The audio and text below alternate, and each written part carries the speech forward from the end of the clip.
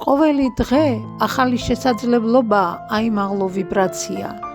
როცა ირჩევ სიხარულს, სიკეთესა და სიმშვიდეს, შენი ენერგია იწყებს ბზინვას და გეხმარება იყვე სამყაროსთან ჰარმონიაში.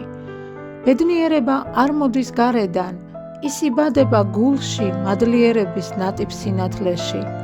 როცა მადლობას უხდი ყველაფერს, წარსულს, აწმყოს და მომავალს, უკვე გახსნილი ხარ საოცრებებისთვის, რომლებიც შენსკენ მოემართებიან.